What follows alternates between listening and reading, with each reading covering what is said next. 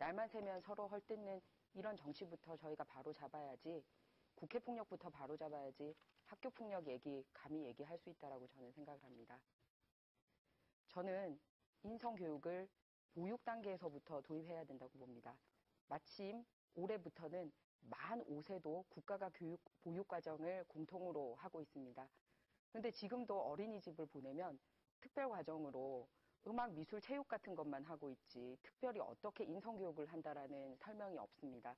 그래서 이런 국가가 책임지는 보육 누리 과정에서부터 인성교육에 대한 프로그램을 넣었으면 합니다. 그리고 두 번째로 인성교육 우수 인증제 학교를 만들어서 그런 학교에게는 플러스 점수를 해서 교육부 특별교부금을 더 주는 방식으로 해야지 학교가 경쟁성을 가지고 인성교육에 더 신경을 쓰지 않을까 생각을 합니다. 다음으로 학교 체육의 강화입니다. 건전한 스포츠를 통해서 건전하게 경쟁하는 방식을 채택한 나라가 바로 독일이고 아주 성공한 사례로 손꼽고 있습니다. 그래서 이 모든 것을 체계적으로 하는 인성교육 문제, 애기 엄마인 제가 책임지고 해나가도록 하겠습니다. 네, 이어서 최재원 후보 답변 듣겠습니다. 예, 우리 사람들은 많은 투자를 합니다. 주식에 대한 투자, 그리고 자산에 대한 투자를 합니다. 저는 그 중에서도 가장 값진 투자는 자라나는 어린이, 그리고 청소년에 대한 투자가 가장 값진 것이라고 생각을 합니다. 요즘 아이들은 머리가 좋고 아주 체격이 월등합니다. 용비어창가에 보면은 뿌리 깊은 나무는 더욱 많은 열매를 얻는다고 되어 있습니다. 이제 우리 아이들에게 양질의 교육을 통해서 많은 열매를 맺고 그리고 국가와 국민의 나무가 될 수 있도록 뒷받침을 해줘야 합니다. 제가 지난 4년 동안 연제구에 있으면서 연신초등학교의 운영위원장과 그리고 연천중학교의 지역운영위원을 하면서 한번 목격한 경험담입니다. 어떤 아이가 한 학생에게 폭력을 당하고 울고 있었습니다. 제가 물어봤습니다. 너는 왜 폭력을 당했는데 왜 혼자 울고 선생님이나 부모님께 말하지 않니? 이렇게 물었더니 창피하다고 얘기했습니다. 정말 심각한 학교 폭력 문제입니다. 앞으로는 이런 학교 폭력 학교 폭력을 없애기 위해서 고위험군 학교에 전담, 상담 교사를 저는 배치해야 한다고 생각하고 있습니다. 네, 자, 학교 현장에서의 인성교육 강화 문제에 대한 각 후보들의 답변 들어봤습니다. 계속해서 이번에는 교통 문제에 대한 공통 질문 드리겠는데요. 김희정 후보부터 답변해 주시기 바라고요. 질문 드립니다. 연제구는 도시철도에 비해 버스 이용이 복잡하고 또 도심 주차 문제도 어려움이 많습니다. 버스 이용 서비스 향상 대책과 도심 주차 문제를 해결할 대책 무엇인지 구체적으로 답변해 주시기 바랍니다. 답변 시간은 1분 30초입니다. 김희정 후보 답변해 주십시오. 네, 부산의 중심에 우리 연제구가 있습니다. 그리 크지 않은 땅입니다. 그런데 부산 시내의 모든 교통이 연제구를 통과하고 있습니다. 환승객들도 많습니다. 그래서 공용주차장 개설이 굉장히 시급합니다. 그래서 동단위의 공용주차장 부지 확보를 제가 당선이 되면 구청이나 시청하고 협의를 해서 제일 먼저 챙겨보도록 하겠습니다. 특히 연제구에는 공공기관이 많이 산재해 있습니다. 그래서 그런 공공기관의 주차장을 야간 시간대에는 인근 주민들이 활용을 할 수 있도록 시간대와 사용 방법을 조절하는 방안으로 일단 1차 해결을 할 수 있다고 봅니다. 다음으로 부설 주차장 개방 사업을 하면 그 개방을 한 기관에 또 다른 도움을 줄 수가 있습니다. 그 도움을 받아서 주차장 시설을 현대화 나간다면 같은 부지 내에도 더 많은 주차 시설을 확보를 할 수가 있습니다. 그리고 지금 경찰에서는 다소 반대 의견이 있습니다만 연산 로타리에서 실리 삼거리 이르는 그 구간을 가변 주차 시간대로 허용하는 것을 제 공약으로 걸고 있습니다. 저녁 시간대가 되면 차량 통행이 뜸해질 때 양쪽 차선을 인근 주민들이 주차를 할 수 있도록 함으로써 주차난으로 인해서 주민들 간의 다툼이 일어나는 것을 방지해야 되지 않나 생각을 합니다. 네, 다음은 최재환 후보 말씀해 주십시오. 예, 우리 연제구는 연산 로타리를 중심으로 부산의 교통의 동서남북을 교차하는 교통의 중심지입니다. 그리고 시청, 법원, 검찰청 등 국세청이 있는 부산의 요충지입니다. 부산 시민의 유동량이 많은 만큼 대중버스나 대중교통에 대해서 서비스 개선은 필수적이라고 생각하고 있고요. 대중교통 서비스 개선을 위해서는 장애인 노약자를 위해서 저층 버스를 확대해야 한다고 보고 있습니다. 두 번째는 부산은 관광 도시입니다. 이제는 2층 버스를 도입해서 시범적으로 운영해 볼 필요가 있다고 이렇게 생각을 하고 있습니다. 그리고 서울의 버스 중앙 차선 제도를 한번 벤치마킹해서 한번 검토해 볼 필요가 있다고 이렇게 생각하고 있고요. 또 우리 연제구에는 주차 개선 문제가 아주 시급합니다. 저는 이웃나라 일본의 주차 문제보다 부산이 더 심각하다고 보고 있습니다. 이것을 한번 개선해 보기 위해서는 이웃과 이웃 간의 담을 허물어서 주차장을 마련할 수 있는 주차 문제를 해결하고 또 두 마리 토끼를 잡는 성공적 사례가 있습니다. 담장 허물기 사업을 벤치마킹해서 녹색 주차 만들기 사업을 부산시와 연제구에도 시범적으로 한번 도입해 볼 필요가 있지 않나 이런 생각을 가지고 있습니다. 네. 자, 이어서 김인혜 후보 답변해 주시죠. 대중교통 주차 문제 심각합니다. 인정합니다. 그런데 저는 이 질문에 좀 불만입니다.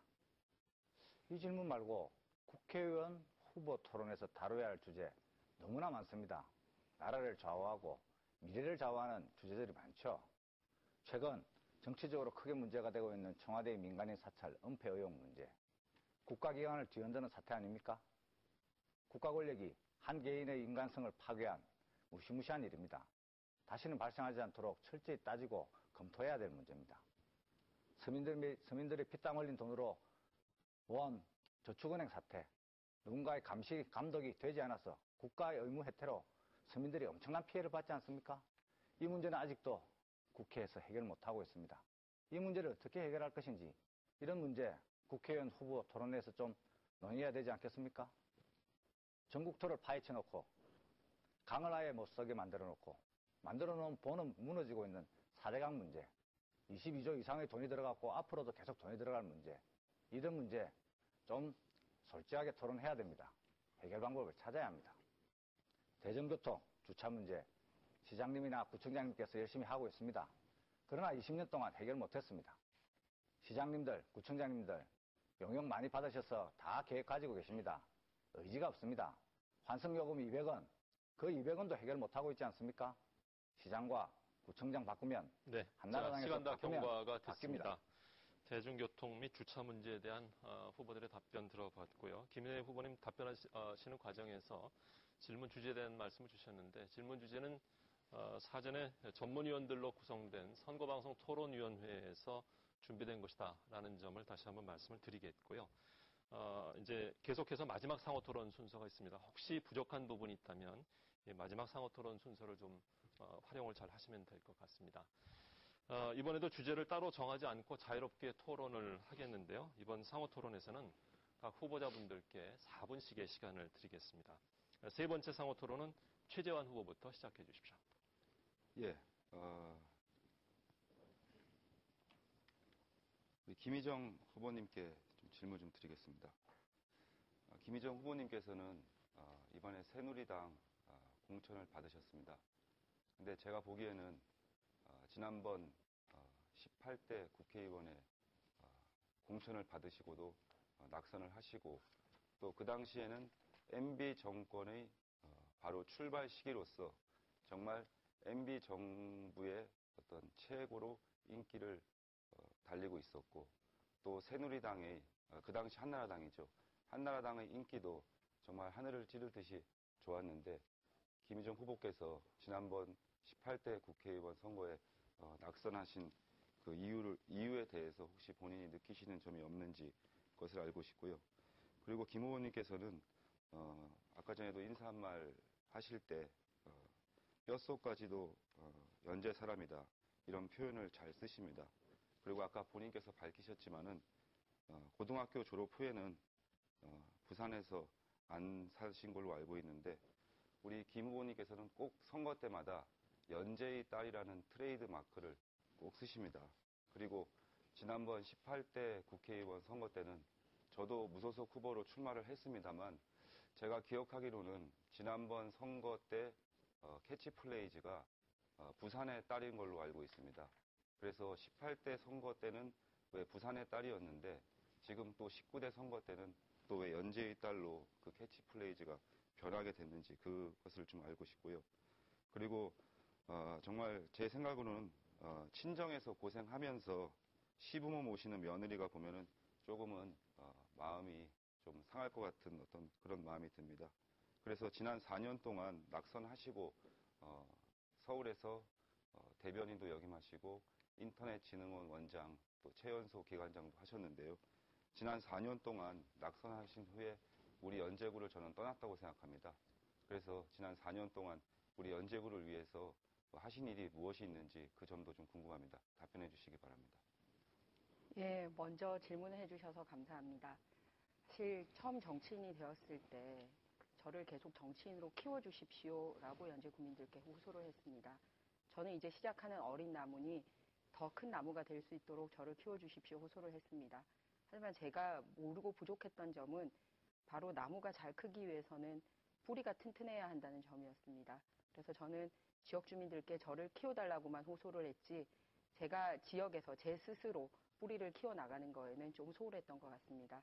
그래서 그런 낙선의 이유를 거울 삼아서 정말 지난 4년 뼈아프게 준비를 했고 이번에 정말 새누리당 후보로서는 한 번 도전해서 실패를 하면 얻기 힘든 공천을 얻게 된 것도 우리 연제구 주민들 덕분입니다. 왜냐하면 아까 최재한 후보님께서 말씀하셨듯이 저는 특별히 지금 당을 주도하고 있는 그 계파와 가깝지 않습니다.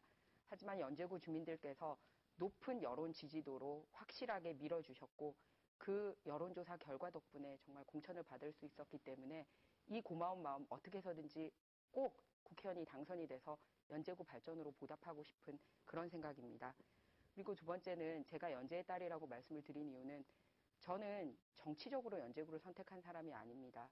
어릴 때부터 지금 42년째 연제구에서 자랐고 제 밑으로 동생 3명이 다 연제구에서 태어나서 연제구에서 초중고를 졸업했고 지금도 부모 형제 가족이 연제구에서 살고 있습니다.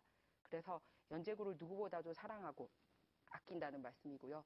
정치적으로 출마를 하기 위해서 연제구를 선택한 다른 후보들과는 분명히 차이가 있다고 자, 생각합니다. 거기서 말씀 끊겠고요. 최재한 후보 주도권 사용하셨고요. 계속해서 이번에는 김인혜 후보 주도권 순서 진행해 주십시오. 예. 최재한 후보님. 예. 예. 제안하신 공약 중에 예. 국회의원 국민 소환제 예. 있으시죠? 예, 예. 예. 매우 재밌는 발상인데 예. 좀 간단하게 설명해 주시겠습니까? 예. 제가 이번에 연제구에 지난 4년 동안 상주하면서 느낀 것은 우리 국민이 정치에 대한 불신이 극에 달했다는 것입니다. 정말 선거 때만 되면 표 달라고 내려오는 정치인, 그리고 선거에서 낙선하면 바로 서울 올라가서 본인의 출세와 영달을 꾀하는 정치인, 이런 정치인으로 인해서 정말 우리 국민의 마음을 아프게 한 것을 제가 많이 들었습니다. 이제는 우리 정치인이 그런 점에 대해서는 좀 반성을 많이 해야 된다고 생각을 하고 있고요. 또 그 점에 대해서는 제가 이번에 국회의원 주민 소환제를 입법을 할 계획입니다. 그 계획은 그 입법에 대한 그 내용을 제가 간략하게 설명을 드리면, 최 의원님, 예. 감사합니다. 입법 내용은 법률적으로 좀 더 검토가 필요할 것 같고요. 예. 주민 소환제가 있기 때문에 그 내용을 조금 더 발전시키면 될 것 같습니다. 예. 그 내용은 뭐 시청자 여러분도 잘 아실 것 같고요. 핵심 내용 한 가지만 말씀드리겠습니다. 국회의원 주민 소환제는 우리 국민 스스로 국회의원을 뽑았지만 그 국회의원이 마음에 안 들 때는 주민 소환제로서 다시 주민 스스로 뽑은 그 국회의원을 다시 일을 못하게 하는 그런 입법을 할 계획입니다. 알겠습니다. 김희정 후보님께 좀 단답식으로 묻겠습니다. 마지막 질문이라서 그런 점 양해해 주세요. 아까 나왔던 얘기 중에 하나입니다. 정수장학회 사유하는 문제, 이것을 박근혜 위원장님께 권유할 생각은 없으십니까? 박근혜 대표님께서 결정할 수 있는 아무런 권한도 가지고 있지 않다는 것을 다시 그러면 한번 말씀드리겠습니다. 권할 생각이 없으신 건가요? 그러니까 결정할 권한을 가지지 않으신 분께 그런 좋습니다. 것을 권하는 것 자체가 잘못된 일이라고 알겠습니다. 생각을 합니다. 두 번째 질문은요. 2008년도 해수부 폐지에 정부 조직법 개정안에 혹시 의견을 내셨죠? 법안에. 어떤 의견을 내셨나요? 저는 해양수산부를 존속하는 게 더 좋다는 의견을 가지고 있고 아니요. 그런 그때 당시에 의미에서 어떤 일이 있었는지를 먼저 설명해 주십시오. 그때는 해양수산부와 관련된 의견을 제시한 게 아니라 아니 그 법안에 전체적으로